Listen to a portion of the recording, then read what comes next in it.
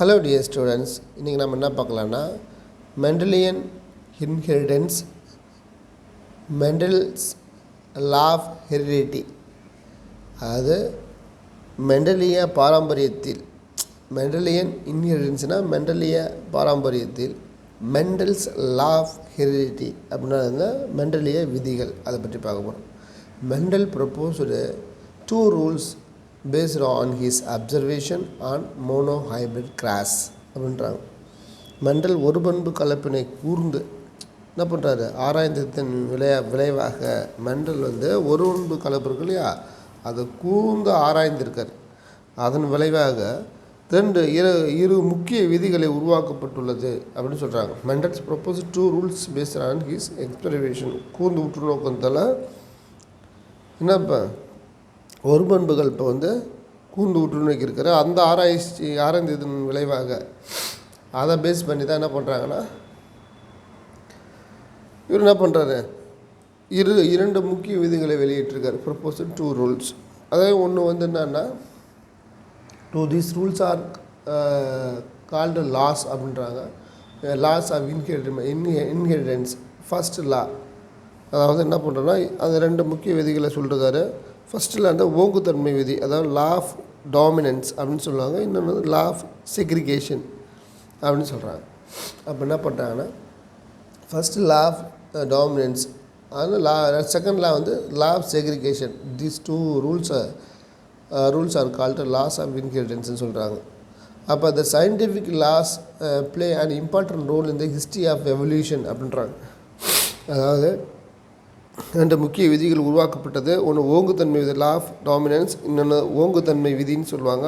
Law of segregation ஆனது தனித்து பிரிதல் விதின்னு சொல்லுவாங்க. இந்த அறிவியல் விதிகள் என்ன பண்ணுறோன்னா பரிணாம சரித்திரத்தில், இந்த எவல்யூஷனரி ப்ராசஸில் பரிணாம சரித்திரத்தில் மிக முக்கிய பங்காற்றுகிறது. இம்பார்ட்டன்ட் ரோல் அப்படின்றாங்க. ஹிஸ்ட்ரி ஆஃப் என்ன பண்ணுறாங்க, எவல்யூஷன், இந்த பரிணாம வரலாற்றில் மிக முக்கிய பங்காற்றுகிறது அப்படின்றாங்க. ஃபஸ்ட்டு லா ஆஃப் டாமினன்ட், அதாவது ஓங்குத்தன்மை விதி அப்படின்னு சொல்கிறோம். அதாவது law of dominant, the characters are controlled by the discrete unit அப்படின்னாங்க. அதை discrete unit called factor which occur in pair அப்படின்னு சொல்கிறாங்க. பண்புகள் காரணிகள் என்று அழைக்கப்படுகிறது பொதுவாக. அப்படி இருக்கும்போது, அதாவது டிஸ்க்ரீட்னா தனித்து இயங்கக்கூடிய அப்படின்னு சொல்லுவாங்க. டிஸ்க்ரீட் தனித்து இயங்கும் அலகுகளால் கட்டுப்படுத்தப்படுகிறது. அதான் முக்கியம். இந்த கேரக்டரெல்லாம் கட்டுப்படுத்தப்படுகிறது. எதனால்? டிஸ்க்ரீட் யூனிட்டை தனித்து இயங்கும் அலகுகளால் என்ன பண்ணுறது, கட்டுப்படுத்தப்படுகிறது. புரியுங்களா? அதுக்கு பேர் தான் கால்டு ஃபேக்டர், அதாவது காரணிகள் என்று அழைக்கப்படுகிறது. இந்த பண்புகளுக்கு தான் நம்ம என்ன பண்ணோம், ஃபேக்டர், காரணிகள் அப்படின்னு சொல்கிறோம். புரியுங்களா? அதாவது ரெண்டாவது என்ன சொல்லப்படுகிறாங்கன்னா, in dissimilar pair of factor one member of the pair is dominant and other is recessive அப்படின்றாங்க. திரும்பவும் சொல்கிறேன் பாரு. டிஸ்சிமிலர்னால் அதாவது எதிரிடை பண்புகள் அப்படின்னு சொல்லுவாங்க. டிஸ்சிமிலர் கேரக்டர்னால் எதிரிடை பண்புகள் அப்படின்னு சொல்லுவாங்க, அந்த ஜோடிகள். இப்போ எதிரிடை பண்புகளுக்கான அந்த இணை காரணிகளில் ஒன்று dissimilar pair of a factor. இந்த எதிரிடை பண்புகளான அதில் அந்த எதிரிடை பண்புகளில் என்ன பண்ணுறாங்கன்னா, அதில் இணை காரணிகள் இருக்குல்ல, 2 இருக்குல்ல எதிரிடை பண்புகள், டிஸ்சிமிலர் பேர் ஆஃப் ஃபேக்டர். அதில் ஒன்று ஓங்குத்தன்மை, ஒன்று டாமினண்ட்டாகவும் இன்னொன்று என்ன பண்ணும், ரெசசிவாகவும் இருக்குது. ஒன்று டாமினண்ட்டாகவும் ஒன்று ரெசசிவாகவும் இருக்குது, காணப்படுகிறது இந்த விதியின் அடிப்படையில் அப்படின்னு சொல்லுவாங்க. ஒன்று capital D dominant, small d recessive. அதுதான் அந்த டாமினன்ட் அண்ட் ரெசசிவ் இரண்டும் என்ன பண்ணுவேன், எதிரடை பண்புகளை கொண்டுள்ள விதி. அதாவது இதில் நம்ம என்ன தெரிஞ்சுக்கிறோன்னா, ஒன்று dominant recessive. This law gives explanation of the monohybrid cross expression by expression of only one of the parental character F1 generation அப்படின்னு சொல்கிறாங்க. ஃபஸ்ட்டு பார்க்குறாங்க. அதாவது என்ன பண்ணால் ஒரு பண்பு கலப்பினை விளக்குகிறது அப்படின்றாங்க. முதல் சந்ததி முதல் சந்ததியில் F1 ஒரே ஒரு பெற்றோர் பண்புகளை வெளிப்படுகிறது அப்படின்றாங்க. F1 ஜெனரேஷனில் கேபிட்டல் T மட்டும் தான் வெளிப்படுகிறது. ஆனால் பி செகண்ட் கேரக்டரில் என்ன பண்ணணும், F1 F2 ஜெனரேஷனில் ரெண்டு பேரண்ட்ஸோட கேரக்டரையும் வெளிப்படும். 2 பேரண்ட்ஸோட கேரக்டர், 2 பெற்றோர் பண்புகளும் வெளிப்படுகின்றன ரெண்டாம் F2 ஜெனரேஷனில். அதுக்கு தான் வந்து என்ன பண்ணால் 3:1 என்ற ரேஷியோவில் காணப்படும் அப்படின்றாங்க. அதாவது இதில் போட்டிருக்காங்க பாருங்கள், என்னென்னா this law gives an explanation monohybrid கிளாஸில் expression only one அப்படின்னா அது ஒரே ஒரு கேரக்டர் மட்டும் தான் வெளிப்படுது. One of the parental character F1 ஜெனரேஷனில் வந்து கேபிட்டல் T ஸ்மால் டின்னு இருக்கும். முதல்ல பேரண்ட் கேபிட்டல் T இந்த பாருங்களா, இந்த டயக்ராம் பாருங்களா, இந்த பேரண்ட்டு இதான் parents capital T small T. இது F1 ஜெனரேஷனில். இதில் வெளிப்படுறது என்னென்னா ஒரே கேபிட்டல் T ஸ்மால் டி தான் வெளிப்பட்டுருக்கு. ரெண்டும் கலந்து கேபிட்டல் T ஸ்மால் டி, இந்த கேபிட்டல் T ஸ்மால் டி தான். அப்போ கலப்பில் F1 ஜெனரேஷனில் காணப்படும். F2ல் தான் கேபிட்டல் T இருக்கும், ஸ்மால் டி ரெண்டுமே இன்வால்வ் ஆகக்கூடியது. ஸ்மால் டி இருக்கும், கேபிட்டல் T இன்வால்வ் ஆகக்கூடியது F2 ஜெனரேஷனில் தான். புரியுங்களா? ஓகே, அப்போ அதுதான் அங்கே விளக்கமாக சொல்லிட்டுருக்காங்க. இங்கே பாருங்க, அப்போ F1 ஜெனரேஷன் என்ன பண்ணுறாங்கன்னா, திரும்பவும் சொல்கிறேன், இந்த law gives an explanation monohybrid. Expression only one of the parental characters in F1 generation. B expression both of character F2 generation. அதாவது ரெண்டு கேபிட்டல் T இருக்கும், ஸ்மால் டி இருக்கும், ரெண்டுமே என்பது. பியில் வந்து எக்ஸ்பிரஷன் ஆஃப் த போத் இந்த F2 ஜெனரேஷன். F1ல் வந்து ஒன்லி ஒன் கேரக்டர் மட்டும் தான் டாமினேட் பண்ணி தான் இருக்கும். Expression only one character the parental character F1 generation. B expression both in the F2 generation. It is also explains the proportion 3:1 அந்த அடிப்படையில் F2 ஜெனரேஷனில் இருக்கும். இப்போ 3 டாலாகவும் 1 குட்டையாகவும் இருக்கும். அதுதான் வந்து இது ஃபினோடைப் ரேஷியோ, இது புறத்தோற்ற விகிதம் அப்படின்னு சொல்லுவாங்க. அடுத்தது law of segregation. Law of segregation என்ன, தனித்து பிரிதல் விதி அப்படி சொல்லுவாங்க. தனித்த பிரிதல் விதினா என்ன அப்படின்னா, அது ரொம்ப ஈஸி தான், ரொம்பலாம் கஷ்டம்லாம் இருக்காது, நம்ம படிக்கிறத பொறுத்து தான் இருக்குது. அதாவது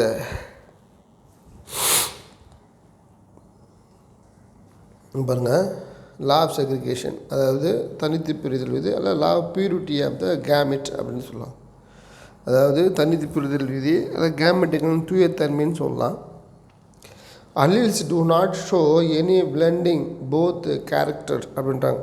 ஃபஸ்ட்டு ஜெனரேஷனில் 2 பண்புகள் ஒன்று மட்டும் காணப்பட்ட போதிலும் 2, அதாவது என்ன பண்ணுறாங்கன்னா பிளெண்டிங் கேரக்டர்னால் மறைக்கப்படாது. அதாவது alleles do not show any blending கேரக்டர்னால் அல்லீல்கள் கலப்பு, அதாவது கலப்பதில்லை அப்படின்னு சொல்லலாம். Do not blending capital T கேரக்டர்னா ஒவ்வொன்றுக்குள்ளும் கலப்பு ஏற்படாது F2 ஜெனரேஷனில். அதாவது F2 ஜெனரேஷனில் இப்போ என்னன்றாங்கன்னா, இந்த இருக்குல்லைங்க, இந்த கேபிட்டல் T ஸ்மால் டி, இதுக்குள்ளே வந்து செல்ஃபி வந்து கேபிட்டல் T ஸ்மால் டி இருக்குன்னா அதுக்குள்ளே கலப்பமாக தனித்தனியாக பிரிஞ்சு தான், இது தனியாக பிரிஞ்சு தான் இணைஞ்சி உருவாகுது. அப்போ லா ஆஃப் செக்ரிகேஷன் அப்படின்னு சொல்லுவாங்க. இந்த கேபிட்டல் T ஸ்மால் டி, இந்த கேபிட்டல் T ஸ்மால் டி இது ஃபஸ்ட்டு ஜெனரேஷனில் வந்தது. அதன் பிறகு தனித்தனியாக தான் பண்ணோம். இது கேபிட்டல் T என்ன பண்ணோம், ஸ்மால் டி, இதெல்லாம் F2 ஜெனரேஷனில் கேபிட்டல் T என்ன பண்ணுது, ஸ்மால் டி, அதுமாரி கேபிட்டல் T அதுமாரி அந்த சக்கர் போட்டு சொல்லி கொடுத்தாங்களா, அந்த கேபிட்டல் இது அதுமாரி ஸ்மால் டி அதுமாதிரி தனித்து பிரிதல் விதிகள் மூலமாக ஏற்கனவே நான் சொல்லி கொடுத்துருக்கேன். அதை எடுத்து பாருங்கள், ரொம்ப ஈஸியாக தான் இருக்கும். நம்மலாம் போட்டு கன்ஃபியூஸ் பண்ணிக்க தேவையில்லை. புரியுங்களா? இந்த கட்டம் புரியலைன்னா ஏற்கனவே உங்களுக்கு சொல்லியிருப்பேன், அதை நினச்சி ஃபாலோ பண்ணுறதுக்கு முயற்சி பண்ணுவேன். ஓகே, அடுத்தது நம்ம என்ன பார்க்கலாம், அந்த இதில் கண்டினியூஷன் புரிய வச்சுட்டு அதன் பிறகு சொல்லித்தரேன். பாருங்கள், இது சொல்லிவிட்டு அதன் பிறகு நான் உங்களுக்கு எக்ஸ்பிளைன் பண்ணுறேன். Law of segregation, law of purity அப்படின்ற விதி என்னென்னா, இந்த alleles do not show any blending, எதுவும் கலப்பு இருக்கிறதில்ல. அது F2 ஜெனரேஷனில் அந்த alleles do not show any blending both characters are seen as a F2 generation although அப்படி இருந்தோம் one character is not seen in the F1 generation அப்படின்றாங்க. இரண்டு பண்புகள் ஒன்று மட்டும் காணப்பட்ட போதிலும் 2 ஜெனரேஷனில் என்ன பண்ணால் இரு பண்புகளும் வெளிப்படுகிறது. ஃபஸ்ட்டு ஜெனரேஷனில் வந்து ஒன்று மட்டும் தான் இருக்குது. நம்ம பார்த்தால ஃபஸ்ட்டு ஜெனரேஷனில் கேபிட்டல் டி ஸ்மால் டி தான் இருக்கும். செகண்ட் ஜெனரேஷனில் தான் ரெண்டுமே காணப்படும்னு சொல்கிறாங்க. அதாங்க இப்போ முன்னாடி படிச்சு தான் அது சொல்கிறாங்க. போத் கேரக்டரில் although one of the character is not debating is not seen in the F1 ஜெனரேஷனில் ஒன்று தான் காணப்படுது. During the formation of gametes the factor alleles the pair separate from each other the each gamete receive only one. எல்லாம் தனித்தனியாக பிரியுது. புரியுங்க. Factors alleles எல்லாம் பண்ண பேர் அது ரெண்டுலாமே ஜோடிங்களும் தனித்தனியாக பிரிஞ்சு ஒவ்வொன்று ஒரு மூலைக்கு போயிடுது. ஈச் கேமெட்ஸ் ரிசீவ்ஸ் ஒன்லி ஒன்று சேருது. அந்த two factor homozygous parent produce similar gamete. ஹோமோசெக்ஸ்னால் ஒரே மாதிரியாக இருக்கும். Heterozygous parents produce 2 kinds of gamete. ஹெட்ரோசெக்ஸ்னால் வேறுபட்ட அமைப்பு இருக்கக்கூடியது. அதான் heterozygous gametes. Each having only one allele with equal portion அப்படின்றாங்க. அதாவது கடைசியெலாம் போனால் கேமெட்டுக்கு எப்பொழுதும் என்ன பண்ணுது கேமெட்டுகள் வந்து எப்பொழுதும் கலப்புயிராக இருப்பதில்லை அப்படின்றது அங்கே போட்டுருக்காங்க. Gametes are never hybrid. கேமெட்டுகள் எப்பொழுதும் கலப்புயிராக இருப்பதில்லை அப்படின்றாங்க. ஒவ்வொரு கேமெட்டிலும் ஒரு அல்லீலை பெற்று சமமான விகிதாச்சாரத்தில் உருவாகின்றன. ஒவ்வொரு கேமெட் தான் சொல்கிறாங்க. அதாவது 2 kinds of gamete each having only one allele. ஒவ்வொன்றும் சமமாக ஒவ்வொன்றிலையும் ஒரு அல்லீல். இதில் ஒரு அல்லீல், இந்த கட்டத்தில் இது ஒரு அல்லீல். கேபிட்டல் டி ஒன்று, ஸ்மால் டி ஒன்று. ஒவ்வொன்றும் அதாவது ஒவ்வொரு கேமெட்லேயும் ஒரு அல்லீலை பெற்று சமமான விகிதாச்சாரத்தில் உருவாகிறது அப்படின்றாங்க. அந்த ஒரே ஒரு அல்லீல் மட்டும் இருக்காது. ஒவ்வொரு கட்டத்திலும் ரெண்டு அல்லீல் இருக்கும்னு சொல்கிறாங்க.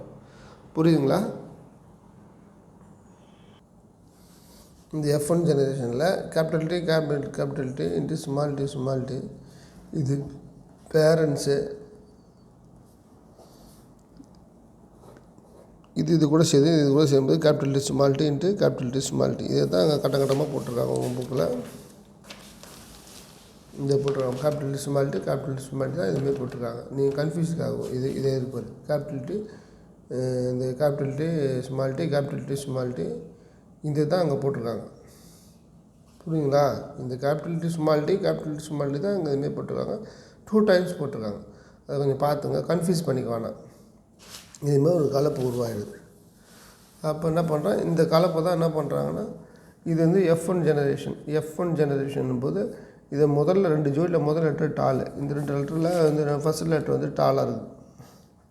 புரியுங்களா? அப்போ இது முதல்ல ஒன்லி சிங்கிள் கேரக்டர் மட்டும்தான்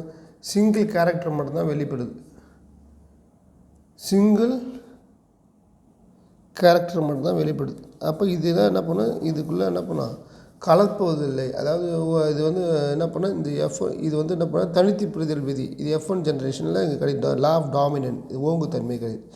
இது F2 ஜெனரேஷனில் என்ன பண்ணால் கேபிட்டல் டி என்ன பண்ணால் ஸ்மால் டி அப்படின்ட்டு என்ன பண்ணது கேபிட்டல் டி ஸ்மால் டி அப்படின்ட்டு தனித்தனியாக பிரிஞ்சிடுது. இது தனியாக கேபிட்டல் டி, இந்த கேபிட்டல் டி தனியாக, ஸ்மால் டி தனியாக, கேபிட்டல் டி தனியாக, ஸ்மால் டி தனியாக. இது இங்கே அப்போ தனித்து புரிதல் விதிமா. இது ஒவ்வொன்றுக்கும் இதுக்குள்ளேயே கலந்துக்கிறது இல்லை.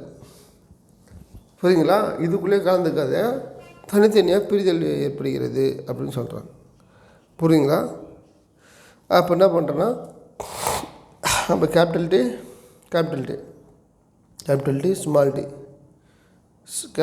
ஸ்மால் டி ஸ்மால் டி போது 3 வந்து உயரமாக. ஆனால் 2 ஒவ்வொரு இது ஒரு அல்லீல் எல்லாம் ஒவ்வொரு சமமாக அல்லீலாம் சமமாக தான் இருக்குது.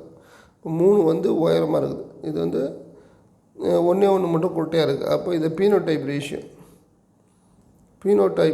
ரேஷியோ அப்படின்றது வந்து 3:1 டாமினன்ட் கேரக்டர் அப்படின்றாங்க.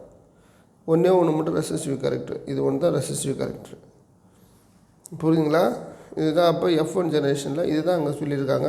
போட்டு கன்ஃபியூஸ் பண்ணிக்க வேணாம், உங்களுக்கு கிளியராக தான் இருக்கும். அந்த ஒரு லைனை எடுத்து வச்சுட்டு இப்போ அப்படியே நீங்கள் படிக்கும்போது ஈஸியாக இருக்கும். புரியுங்களா? அடுத்த கிளாஸ் மோனோஹைப்ரிட் படிக்கும்போது இன்னும் நம்மளுக்கு கிளியராக அதை பற்றி ஐடியா வந்துடும். இதுதான் அங்கே. அப்போ வேறுபட்ட எழுத்துக்குன்னா ஹோமோசைகஸ்னால் ஒரே மாதிரி லெட்டர் இருக்குது. இது ஹோமோசைகஸ்னால் ஒரே மாதிரி லெட்டர். வேறுபட்டிருக்குன்னா இது ஹெட்ரோசைகஸ். ரெண்டு வேறுபட்ட அல்லீல்கள் அப்படின்னு சொல்லுவாங்க. புரியுங்களா? அப்போ 2 ஃபேக்டர்னால் அந்த கேரக்டரை சொல்கிறது, அதாவது ஜீன்களை சொல்கிறது. Only one of the 2 factor. 2 ஃபேக்டரில் ஒன்று மட்டும். அப்போ ஃபேக்டர்னால் அதுக்கு தமிழில் ஃபேக்டர் அப்படின்னு சொல்கிறோன்னா அது ஃபேக்டர்னாலும் ஜீன்கள்னாலும் ஒன்று தான். புரியுங்களா? ஜீனில் ஒரு ஜீனில் 2 அல்லீல் இருக்குது. இப்போ இது ஒரு அல்லீல், இது ஒரு அல்லீல். இப்போ இது 2 அல்லீல் இருக்கா, இந்த 2 அல்லீல் சேர்ந்தால் அதுக்கு ஒரு ஜீன் அப்படின்னு சொல்லலாம்.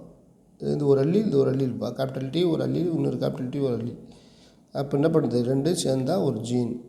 இது ஒரு அல்லீல், இது ஒரு அல்லீல். இது 2 அல்லீலும் சேர்ந்தால் ஒரு ஜீன். இது ஒரு அல்லீல், இது ஒரு அல்லீல். இது 2 அல்லீல் சேர்ந்தால் ஒரு ஜீன். ஆனால் இது ஒரே மாதிரி இருக்கிறதுல ஹோமோசைகஸ், இது வேறுபட்டு இருக்கிறதுல ஹெட்ரோசைகஸ். இது ஒரே மாதிரி இருக்கிறதுல ஹோமோசைகஸ். அப்போ ஹோமோசைகஸ் டாலு, ஹோமோசைகஸ் டுவாஃப். இது ஹெட்ரோசைகஸ் நடுவில் இருக்குது, ஹெட்ரோசைகஸ் டாலு மேலே இருக்குது. அப்போ ஹோமோசைகஸ் டாலு, ஹோமோசைகஸ் இது ஹோமோசைகஸ் டால் தான் முதல் லெட்ரு, இது ஹோமோசைகஸ் டுவாஃப். இதுமாதிரி நம்ம படிச்சுக்க வேண்டாம். Thank you dear students. நம்ம அனதர் வீடியோவில் நம்ம பார்க்கலாம்.